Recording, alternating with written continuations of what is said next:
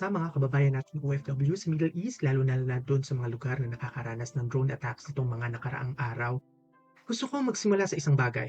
Hindi kayo nag-iisa. Alam ko na may kaba, alam ko na may takot, lalo na pag may naririnig tayong mga sirens, may mga balita na may tumamang drone sa kalapit na lugar, o doon sa mga kumakalat na video sa social media na hindi mo alam kung totoo o luma na pala or AI generated. Sa ganitong sitwasyon, ang pinaka-importante ay manatili tayong kalmado, maging maingat at alamin kung saan tayo pwedeng lumapit. Kung ikaw ay nasa lungsod o bansang may Philippine Embassy or Consulate, yung unang hakbang mo, alamin mo kung updated yung contact details nila. Save mo yung hotline numbers, i-follow mo yung official Facebook page nila dahil doon sila kadalasang naglalabas ng mga advisories. Kapag may heightened situation, yung security, kadalasan nagbibigay sila ng guidance kung kailangan bang manatili sa bahay o umiwas sa matataong lugar o maghanda ng emergency documents. Huwag po tayo mahiyang mag-register o mag-update ng records natin sa embassy kung may online system sila para sa mga Pilipino doon sa mga lugar na yun. Mahalaga na alam nila na nandiyan ka, lalo na kung sakaling kailanganin yung evacuation or coordinated assistance. Kung may malinaw na banta sa area ninyo, makinig kayo sa local authorities.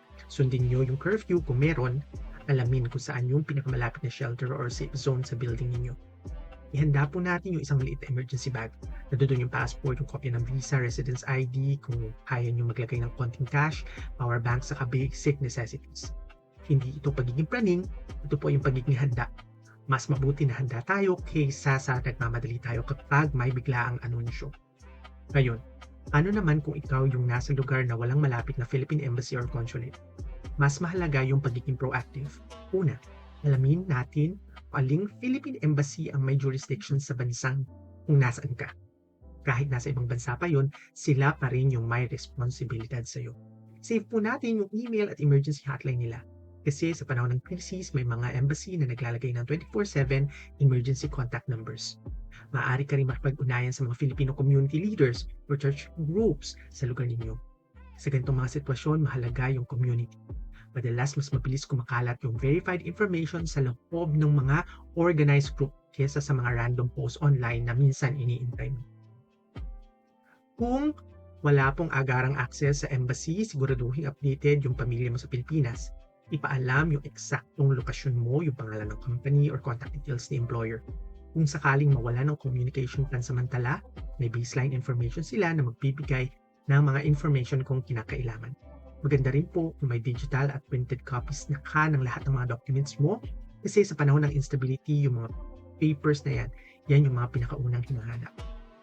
Isa pa pong mahalagang paalaala, maging maingat po sa pagbabahagi ng information online.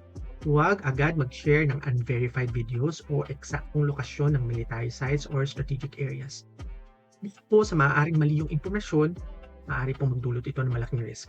Ang goal po natin dito ay safety at hindi po panic. Yung huli po, yung pagiging OFW ay hindi lang tungkol sa trabaho. Ito po ay tungkol din doon sa tapang at sakripisyo.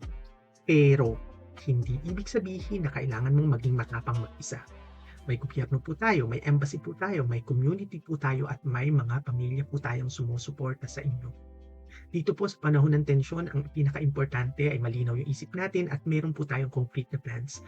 Alamin po natin kung saan kayo pupunta, alamin po natin kung sino yung tatawagan at alamin po natin yung bawat hakbang na ginagawa natin para maging handa doon sa papunta sa kaligtasan. Manatili po tayong alerto, po tayong magpadala sa takot.